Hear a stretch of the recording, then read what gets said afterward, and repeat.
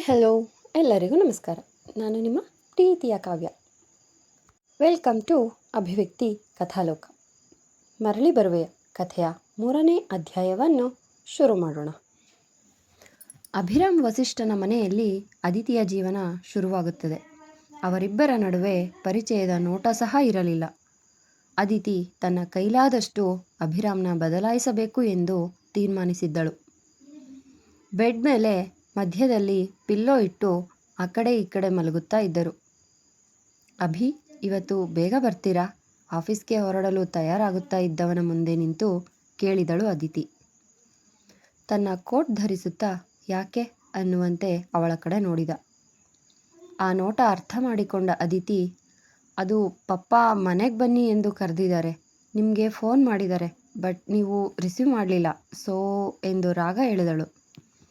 ನನಗೆ ಟೈಮ್ ಇಲ್ಲ ಎಂದು ಹೇಳಿ ಆಫೀಸ್ಗೆ ಹೊರಟು ಹೋದವನಿಗೆ ಆ ದಿನ ಆಫೀಸ್ನಲ್ಲಿ ತುಂಬ ವರ್ಕ್ ಇರುತ್ತೆ. ಬಾಸ್ ಧ್ಯಾನ್ ಫೈಲ್ಸ್ ಹಿಡಿದುಕೊಂಡು ಅಭಿರಾಮ್ ವಸಿಷ್ಠ ಹತ್ತಿರ ಓಡು ನಡುಗೆಯಲ್ಲಿ ಬರುತ್ತಿದ್ದ ತನ್ನ PA ಧ್ಯಾನ್ ಕೂಗಿಗೆ ಅಭಿರಾಮ್ ವಸಿಷ್ಠ ಪ್ಯಾಂಟಿನ ಜೇಬಿಗೆ ಕೈ ಹಾಕಿಕೊಂಡು ಗಂಭೀರ ನಡಿಗೆಯಲ್ಲಿ ಮುಂದೆ ಹೋಗುತ್ತಾ ಇದ್ದವನು ನಿಂತನು. ಬಾಸ್, 11:30ಗೆ ಜೇಮ್ಸ್ ಕಂಪನಿ ಜೊತೆಗೆ ಮೀಟಿಂಗ್ ಇದೆ, ಬಟ್ ನಿಮ್ಮ dad Anant sir meeting cancel ಮಾಡೋಕ್ಕೆ ಹೇಳಿದ್ದಾರೆ ಎಂದರೆ ಧ್ಯಾನ್. ವಾಟ್ ಎಂದ ಅಭಿರಾಮ್.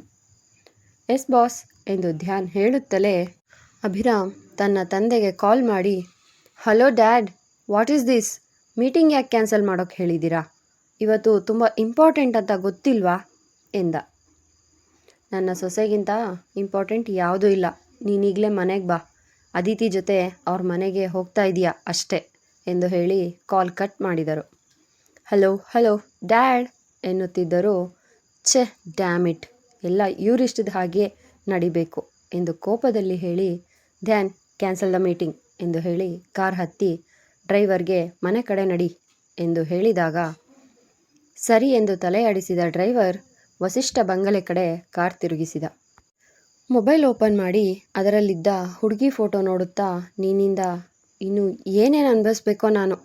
ನನ್ನ ಲೈಫಲ್ಲಿ ಎಲ್ಲ ನಾನು ಇಷ್ಟಪಟ್ಟ ಹಾಗೆ ನಡೀತಾ ಇತ್ತು. ನೀನು ಯಾವತ್ತು ನನ್ನ ಲೈಫ್ಗೆ ಬಂದ್ಯೋ ಆವತ್ತಿಂದ ಎಲ್ಲ ತಲೆ ಕೆಳಗಾಯಿತು. ನಾನು ಇಷ್ಟಪಟ್ಟಿದ್ದು ಸಿಕ್ಕಲಿಲ್ಲ ಅಂದರೂ ಬಲವಂತವಾಗಿ ಪಡ್ಕೊಳ್ತಾ ಇದ್ದೆ, ಆದರೆ ನೀನು ನಂಗೆ ಸಿಗಲೇ ಇಲ್ಲ.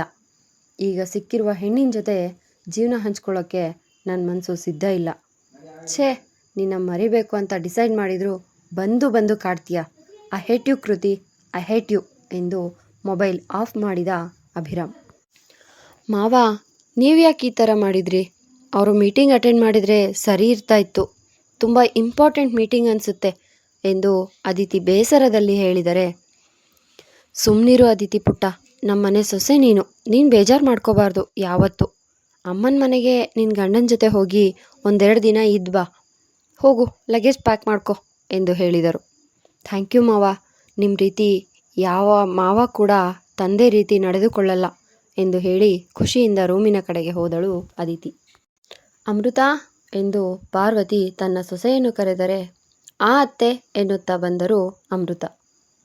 ನಿನ್ನ ಗಂಡ ಯಾಕೆ ಒಂಥರ ಆಡ್ತಾ ಇದ್ದಾನೆ? ಅಭಿ ಬಿಟ್ಟರೆ ಬೇರೆ ಯಾರ ಜೊತೆ ತುಂಬ ಬೆರಿತಾ ಇರಲಿಲ್ಲ, ಆದರೆ ಅದಿತಿನ ಮಗಳ ಹಾಗೆ ನೋಡ್ಕೊಳ್ತಾ ಇದ್ದಾನೆ ಎಂದು ಪಾರ್ವತಿ ಅಜ್ಜಿ ಮಗನ ಬದಲಾವಣೆ ಕಂಡು ಅನುಮಾನದಲ್ಲಿ ಕೇಳಿದರು. ಗೊತ್ತಿಲ್ಲ ಅತ್ತೆ, ಬಿಡಿ, ಮುದ್ದಿನ ಮಗನ ಸೊಸೆ ಅಲ್ವಾ, ಅದೂ ಅಲ್ಲದೆ ಅವಳು ಅವರ ಆಪ್ತ ಮಿತ್ರನ ಮಗಳು, ಅವ್ರು ಬಯಸುವ ಶ್ರೇಷ್ಠ ಮನೆತನದ ಹೆಣ್ಣು ಅಲ್ವಾ ಎಂದು ಅಮೃತ ಅಡುಗೆ ಮನೆ ಕಡೆ ಹೋದರು. ನನ್ನ ಮಗ ಅನಂತ್ಗೆ ಅವರ ತಂದೆಯಂತೆ ಮನೆತನ, ಹಣ, ಪ್ರತಿಷ್ಠೆ ಈ ಗುಣಗಳೇ ಬಂದವು. ಮೊಮ್ಮಗ ಇವ್ರ ರೀತಿ ಆಗಲ್ಲ ಅಂತ ಇದ್ದೆ, ಆದರೆ ಆ ಹುಡುಗನ ಜೀವನವನ್ನು ಇವ್ರು ಬಯಸಿದಂತೆ ತಾಳಕ್ಕೆ ತಕ್ಕಂತೆ ಕುಣಿಸ್ತಾ ಇದ್ದಾರೆ.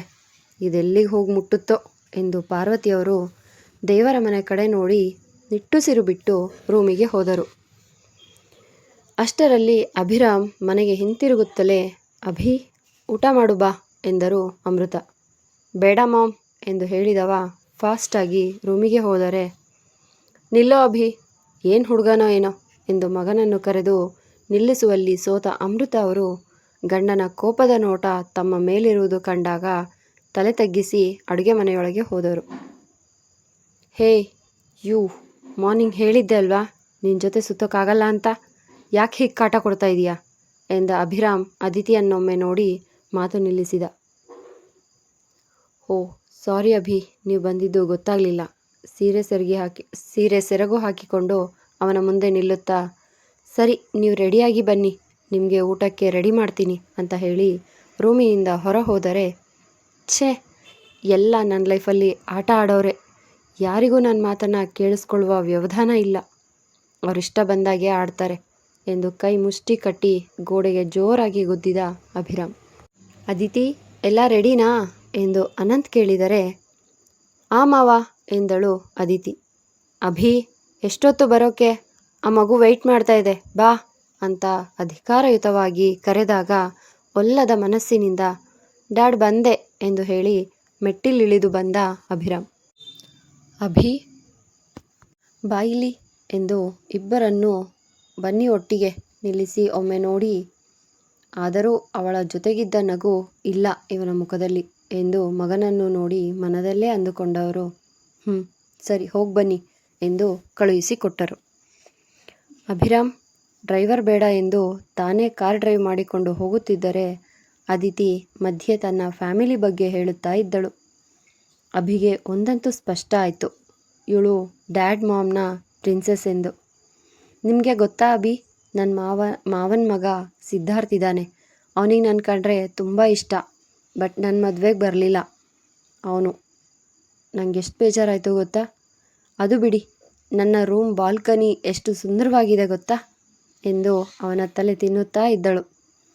ಮುಂದೆ ಬರುತ್ತಿದ್ದ ಲಾರಿ ನೋಡಿ ಕಿರುಚಿದಳು.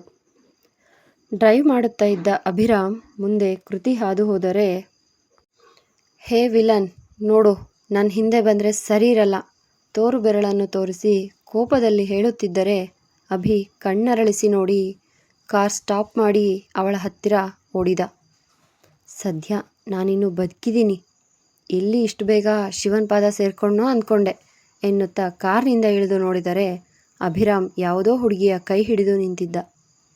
ಅಭಿ ಏನು ಮಾಡ್ತಾ ಇದ್ದೀರಾ, ಯಾರಿವರು ಎಂದು ಅದಿತಿ ಕೇಳಿದರೆ ಅದಿತಿಯ ಧ್ವನಿಗೆ ಎಚ್ಚೆತ್ತ ಅಭಿರಾಮ್ ಅಪರಿಚಿತ ಹೆಣ್ಣನ್ನು ನೋಡಿ ಬೆಚ್ಚಿದನು.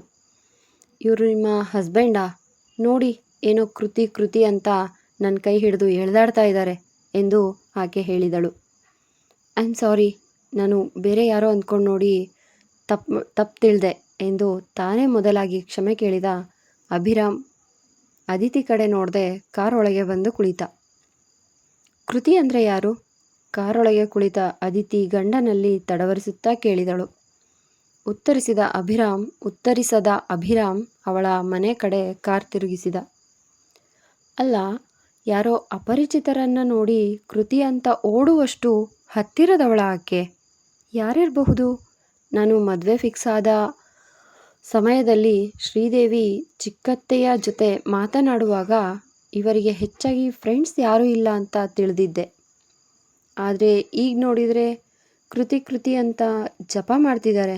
ಇವರ ಲವರ್ ಇರಬಹುದಾ? ಇಲ್ಲ, ಸಾಧ್ಯನೇ ಇಲ್ಲ. ನಾನೇ ಓವರಾಗಿ ಥಿಂಕ್ ಮಾಡ್ತಿದ್ದೀನಿ ಅನಿಸುತ್ತೆ.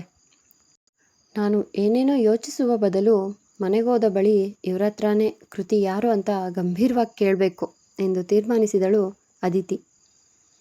ತನ್ನ ತವರಿನ ಮುಂದೆ ಕಾರ್ ನಿಂತಾಗ ಸಂತಸದಲ್ಲಿ ಕಾರಿಂದ ಇಳಿದು ತನ್ನನ್ನು ಸ್ವಾಗತಿಸಲು ಮನೆಬಾಗಿಲ ಮುಂದೆ ನಿಂತಿದ್ದ ತನ್ನ ತಂದೆ ತಾಯಿಯನ್ನು ತಬ್ಬಿದಳು. ಪ್ರಿನ್ಸೆಸ್, ಎಷ್ಟು ದಿನವಾಗಿತ್ತು ನಿನ್ನನ್ನು ನೋಡಿ. ಮದುವೆಯಾದ ಬಳಿಕ ನೀನು ಮನೆಗೆ ಬಂದೇ ಇಲ್ಲ. ಕೊನೆಗೂ ತವರಿನ ನೆನಪಾಯ್ತಲ್ಲ, ಬಾ ಒಳಗೆ ಎಂದು ಜೈರಾಮ್ ಹಾಗೂ ಕಾವೇರಿ ಅವರು ಆರತಿ ಮಾಡಿ ಮಗಳು ಮತ್ತು ಅಳಿಯನನ್ನು ಸ್ವಾಗತಿಸುತ್ತಾ ಒಳಗೆ ಕರೆದುಕೊಂಡು ಹೋದರು. ಅಭಿ, ಯಾವುದೇ ಸಂಕೋಚ ಮಾಡ್ಕೋಬೇಡ, ಈ ಮನೆ ಕೂಡ ನಿನ್ನದೇ. ನಮಗಿರುವುದು ಒಬ್ಬಳೇ ಮಗಳು, ಇನ್ನು ನೀನು ನಮ್ಮ ಮುದ್ದಿನ ಅಳಿಯ. ಈ ಮನೆಯಲ್ಲಿ ನಿನಗಿಷ್ಟ ಬಂದಂತೆ ಇರಬಹುದು.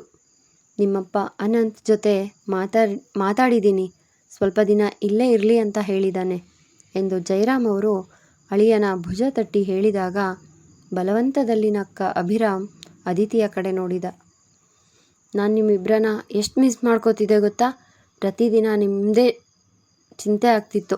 ನಿಮಗಿರೋದು ನಾನೊಬ್ಬಳೇ ಮಗಳು, ನಾನಿಲ್ಲದೆ ನೀವು ಹೇಗೆ ದಿನ ಕಳೀತಾ ಇದ್ದೀರಾ ಅನ್ನೋದೇ ನನಗೆ ಚಿಂತೆ ಆಗಿತ್ತು ಎಂದು ತಾಯಿಯ ಹೆಗಲಿಗೆ ತಲೆ ಇಟ್ಟು ಮಾತನಾಡುತ್ತಿದ್ದ ಮಗಳನ್ನು ನೋಡಿದ ಕಾವೇರಿ ಅಳಿಯನ ನೋಟವನ್ನು ಅರ್ಥೈಸಿಕೊಂಡರು.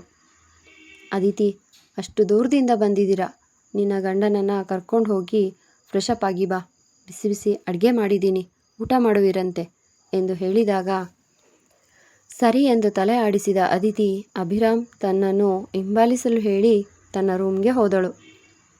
Welcome to princess Aditi kingdom ಎಂದು ತನ್ನ ರೂಮಿನ ಬಾಗಿಲು ತೆಗೆದು ಅಭಿರಾಮ್ನನ್ನು ಸ್ವಾಗತಿಸಿದ ಅದಿತಿ ತನ್ನ ಹಾಸಿಗೆಯ ಮೇಲೆ ಹೋಗಿ ಬಿದ್ದುಕೊಂಡರೆ ಆ ಕೋಣೆಯನ್ನು ನೋಡಿ ಹಣೆ ನೀವಿಕೊಂಡ ಅಭಿ ಅದಿತಿಯ ಕಡೆ ನೋಡಿದ. ಒಂದು ಪುಟ್ಟ ಮನೆಯಷ್ಟು ದೊಡ್ಡದಾಗಿದ್ದ ಆ ರೂಮು ಗುಲಾಬಿ ಬಣ್ಣದಿಂದ ಆವೃತವಾಗಿತ್ತು. ಗುಲಾಬಿ ಬಣ್ಣದ ಹಾಸಿಗೆ, ಗುಲಾಬಿ ಬಣ್ಣದ ಗೋಡೆಗಳು, ಕಬೋರ್ಡ್ಗಳು, ಸೋಫಾ, ಗೋಡೆಯ ಮೇಲಿರುವ ಫೋಟೋಗಳು ಎಲ್ಲವೂ ಕೂಡ ಗುಲಾಬಿ ಬಣ್ಣದಿಂದಲೇ ಕೂಡಿದ್ದವು. ಅದನ್ನು ನೋಡಿ ಮತ್ತೆ ತೀರ್ಮಾನಿಸಿಬಿಟ್ಟ, ಇವಳು ಡ್ಯಾಡ್ ಲಿಟಲ್ ಪ್ರಿನ್ಸಸ್ ಎಂದು. ಅವನಿಗೆ ಇಷ್ಟದ ಬಣ್ಣ ಅಂತೇನಿಲ್ಲ, ಆದರೆ ಹೆಚ್ಚಾಗಿ ಅವನು ಬಿಳಿ ಹಾಗೂ ಕಪ್ಪು ಬಣ್ಣದ ಬಟ್ಟೆಗಳನ್ನು ಇಷ್ಟಪಟ್ಟು ಧರಿಸುತ್ತಿದ್ದ.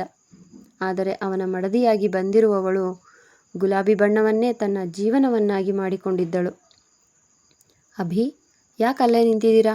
ಅಲ್ಲಿ ನೋಡಿ, ಅದೇ ಬಾತ್ರೂಮ್, ಹೋಗಿ ಫ್ರೆಶಪ್ ಆಗಿ ಬನ್ನಿ, ನಾನು ನಿಮಗೆ ಟವಲ್ ಮತ್ತು ಬಟ್ಟೆ ಕೊಡ್ತೀನಿ ಎಂದು ಹೇಳಿದಾಗ ಮೌನವಾಗಿಯೇ ಅವಳು ಕೊಟ್ಟ ಟವೆಲ್ ಹಾಗೂ ನೈಟ್ ಡ್ರೆಸ್ ಪಡೆದ ಅಭಿರಾಮ್ ವಾಶ್ರೂಮ್ ಒಳಗೆ ಹೋಗಿ ಬಾಗಿಲು ಹಾಕಿಕೊಂಡ. ಅಬ್ಬಾ, ಅಂತೂ ನನ್ನ ಸಾಮ್ರಾಜ್ಯಕ್ಕೆ ಬಂದೆ. ನನ್ನ ರೂಮ್ನ ಎಷ್ಟು ಮಿಸ್ ಮಾಡ್ಕೊಳ್ತಿದ್ದೆ ನಾನು. ಆ ಮನೆಯಲ್ಲಿ ಪ್ರತಿಯೊಂದು ವಸ್ತು ಕೂಡ ಬರೀ ಬ್ಲ್ಯಾಕ್ ಆ್ಯಂಡ್ ವೈಟ್ ಅಲ್ಲಿ ತುಂಬಿದೆ. ಎಲ್ಲಿ ಕೂಡ ಗುಲಾಬಿ ಬಣ್ಣಗಳೇ ಕಾಣಿಸ್ತಿರ್ಲಿಲ್ಲ. ಈಗ ಸಮಾಧಾನ ಆಯಿತು ನನಗೆ ಎಂದು ಸ್ವಗತದಂತೆ ಹೇಳಿಕೊಂಡು ತನ್ನ ರೂಮಿನ ಪ್ರತಿಯೊಂದು ವಸ್ತುಗಳನ್ನು ಮುಟ್ಟುತ್ತಾ ಸಂತಸ ಪಡುತ್ತಿದ್ದ ಅದಿತಿ ತನ್ನ ಅತ್ತೆಯ ಮಗ ಸಿದ್ಧಾರ್ಥ್ ಕಾಲ್ ಬಂದಾಗ ರಿಸೀವ್ ಮಾಡಿದಳು. ಮಾತನಾಡುತ್ತಾ ತಾನು ತವರಿಗೆ ಬಂದಿರುವ ವಿಷಯವನ್ನು ತಿಳಿಸಿದಳು. ವಾಟ್, ನೀನು ಮನೆಗೆ ಬಂದಿದೀಯಾ? ಮೊದಲೇ ಹೇಳಬೇಕು ತಾನೇ ನನಗೆ. ನಾನು ಕೆಲಸದ ಸಲುವಾಗಿ ಊರಿಂದ ಹೊರಗಿದ್ದೆ. ನಾಳೆ ಬೆಳಗ್ಗೆ ಅಷ್ಟೊತ್ತಿಗೆಲ್ಲ ನಿನ್ನ ಕಣ್ಮುಂದೆ ಇರ್ತೀನಿ ಬೇಬಿ ಎಂದು ಫೋನಿನಲ್ಲೇ ಮುತ್ತಿಡುತ್ತಾ ಹೇಳಿದ. ಆ್ಯಕ್ಚುಲಿ ಇವತ್ತು ಬರ್ತೀನಿ ಅಂತ ನನಗೆ ಗೊತ್ತಿರಲಿಲ್ಲ. ಇದೆಲ್ಲ ನಮ್ಮ ಮಾವನದ್ದೇ ಪ್ಲ್ಯಾನ್. ಅದು ಬಿಡು, ಆದಷ್ಟು ಬೇಗ ಬಾ. ನನ್ನ ಹಸ್ಬೆಂಡ್ನ ನಿನಗೆ ಮೀಟ್ ಮಾಡಿಸ್ಬೇಕು. ಕೆಲಸ ಅಂತ ನಾನು ಮದುವೆಗೆ ಬರಲೇ ಇಲ್ಲ ನೀನು. ಆದರೂ ಹೋಗಲಿ ಪಾಪ ಅಂತ ಕ್ಷಮಿಸಿದ್ದೀನಿ ಸಿದ್ದು ಎಂದು ತನ್ನ ಜೀವದ ಗೆಳೆಯನಂತಿರುವ ಅತ್ತೆಯ ಮಗನ ಜೊತೆ ಮಾತು ಮುಗಿಸಿ ತಿರುಗುವ ಹೊತ್ತಿಗೆ ಫ್ರೆಶಪ್ ಆಗಿ ಬಂದಿದ್ದ ಅಭಿರಾಮ್ ಸೋಫಾ ಮೇಲೆ ಕುಳಿತುಕೊಂಡಿದ್ದ. ವಾವ್, ನೀವು ತುಂಬ ಫಾಸ್ಟ್ ಇದ್ದೀರಾ. ಇಷ್ಟು ಬೇಗ ಫ್ರೆಶಪ್ ಆಗಿ ಬಂದಿದ್ದೀರಾ? ನಾನಂತೂ ಫ್ರೆಶಪ್ ಆಗೋಕ್ಕೆ ವಾಶ್ರೂಮ್ ಸೇರಿದರೆ ಅಮ್ಮಮ್ಮ ಅಂದರೂ ಕೂಡ 1 ಅವರ್ ತೊಗೋತೀನಿ. ನಿಮ್ಗೇನು ಬೇಕು ಹೇಳಿ, ಕಾಫಿ, ಟೀ, ಜ್ಯೂಸ್ ಎಂದು ಪಟಪಟನೆ ಕೇಳಿದಳು. ಒಂದು ಸ್ಟ್ರಾಂಗ್ ಕಾಫಿ ಸಿಗುತ್ತಾ ಎಂದು ಅವಳ ಮಾತಿಗೆ ಕಿರಿಕಿರಿಗೊಂಡು ಅಸಹನೆಯಲ್ಲಿ ಕೇಳಿದ. ಸ್ಟ್ರಾಂಗ್ ಕಾಫಿನಾ? ನೋಡ್ತಾ ಇರಿ, ಹೀಗೋಗಿ ಹಾಗೆ ತೊಗೊಂಡು ಬರ್ತೀನಿ ಎಂದು ಹೇಳಿದವಳು ರೂಮಿನಿಂದ ತನ್ನಮ್ಮನನ್ನು ಕೂಗುತ್ತಲೇ ಅಡುಗೆ ಮನೆಯ ಕಡೆ ಹೋದವಳು ತಾಯಿ ಕೊಟ್ಟ ಕಾಫಿ ಹಾಗೂ ಸ್ನ್ಯಾಕ್ಸ್ ಎತ್ತಿಕೊಂಡು ರೂಮಿನೊಳಗೆ ಬಂದಳು. ಅವಳ ರೂಮ್ನಲ್ಲಿ ಉಸಿರು ಕಟ್ಟಿದ ಹಾಗೆ ಆಗುತ್ತಿದ್ದ ಕಾರಣ ಬಾಲ್ಕನಿಗೆ ಹೋಗಿ ಅಲ್ಲಿದ್ದ ಸೋಫಾ ಮೇಲೆ ಕುಳಿತುಕೊಂಡ ಅಭಿರಾಮ್ ತನ್ನ PA ಜೊತೆ ಫೋನಲ್ಲಿ ಮಾತನಾಡುತ್ತಿದ್ದ. ಅವಳು ಕುಣಿಯುತ್ತಾ ಬರುತ್ತಿರುವುದನ್ನು ಕಂಡು ಮಾತನಾಡದಂತೆ ಸನ್ನೆ ಮಾಡಿ ಕಣ್ಣಲ್ಲೇ ಕಾಫಿಯನ್ನು ಟೇಬಲ್ ಮೇಲೆ ಇಟ್ಟು ಹೋಗಲು ತಿಳಿಸಿದ. ಅಯ್ಯಪ್ಪ, ನಾನು ನೋಡುವ ಸೀರಿಯಲ್ ಮತ್ತು ಡ್ರಾಮಾದ ಹೀರೋ ರೀತಿ ಕಣ್ಣಲ್ಲೇ ಮಾತಾಡ್ತಾರೆ ಇವರು ಎಂದು ಗೊಣಗಿಕೊಂಡ ಅದಿತಿ ಕಾಫಿ ಹಾಗೂ ಸ್ನ್ಯಾಕ್ಸ್ನ ಅವನ ಮುಂದಿಟ್ಟು ಫ್ರೆಶಪ್ ಆಗಲು ರೂಮೊಳಗೆ ಹೋದಳು. ಮೊದಲ ಬಾರಿಗೆ ಬಂದಿರುವ ಅಳಿಯನಿಗೆ ಸಾಕು ಎಂದರೂ ಬಿಡದೆ ಅವನ ಹೊಟ್ಟೆ ತುಂಬುವಷ್ಟು ಪ್ರೀತಿಯಿಂದ ಬಡಿಸಿದರು. ಕಾವೇರಿಯವರು ಅಳಿಯನ ಪಕ್ಕವೇ ನಿಂತು ಅವನಿಗೆ ಉಪಚರಿಸುತ್ತಾ ಇದ್ದರು. ಎಲ್ಲದಕ್ಕೂ ಬರೀ ಯಾಂತ್ರಿಕವಾಗಿ ತಲೆಯಾಡಿಸುತ್ತಿದ್ದ ಗಂಡನನ್ನು ಊಟ ಮಾಡುತ್ತಲೇ ಗಮನಿಸಿದ ಅದಿತಿ ಮಲಗುವ ಸಮಯದಲ್ಲಿ ಅವನಲ್ಲಿ ಕೇಳಬೇಕಾದ ಪ್ರಶ್ನೆಗಳನ್ನು ನೆನಪು ಮಾಡಿಕೊಳ್ಳುತ್ತಾ ಊಟ ಮುಗಿಸಿದಳು. ತಾಯಿಯೊಂದಿಗೆ ಅಷ್ಟು ದಿನದ ಮಾತಾಡಿ 11 ಗಂಟೆಗೆ ರೂಮಿಗೆ ಬಂದ ಅದಿತಿ ಮಂಚದ ಮೇಲಿರದ ಗಂಡನನ್ನು ಹುಡುಕುತ್ತಾ ಬಾಲ್ಕನಿಗೆ ಹೋಗಿ, ಇಲ್ಲೇನು ಮಾಡ್ತಾ ಇದ್ದೀರಾ? ಆಕಾಶದಲ್ಲಿ ಯಾರನ್ನಾದರೂ ಹುಡುಕ್ತಿದ್ದೀರಾ ಎಂದು ಅವನ ಹತ್ತಿರ ನಿಂತು ಕೇಳಿದಳು.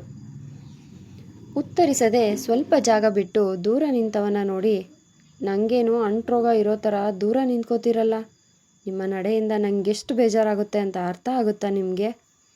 ಮದುವೆಯ ಬಗ್ಗೆ ಸಾವಿರಾರು ಕನಸು ಕಟ್ಕೊಂಡು ನಿಮ್ಮ ಜೀವನಕ್ಕೆ ಬಂದಿದ್ದೀನಿ, ಆದರೆ ನೀವು ಈ ರೀತಿ ನನ್ನ ಜೊತೆ ಮಾತಾಡದೆ ಮೌನವಾಗಿದ್ದರೆ ಹೇಗೆ? ಅದು ಬಿಡಿ, ನಿಮ್ಮ ಹತ್ರ ಏನೋ ಪ್ರಶ್ನೆ ಕೇಳಬೇಕು. ನೀವು ನನ್ನೊಂದಿಗೆ ಮೌನವಾಗಿರೋದಕ್ಕೆ ಕಾರಣ ಕೃತಿ ಅನ್ನೋ ಹುಡುಗಿನ? ಯಾರವಳು ಎಂದು ನೇರವಾಗಿ ಕೇಳಿದಳು ಅದಿತಿ.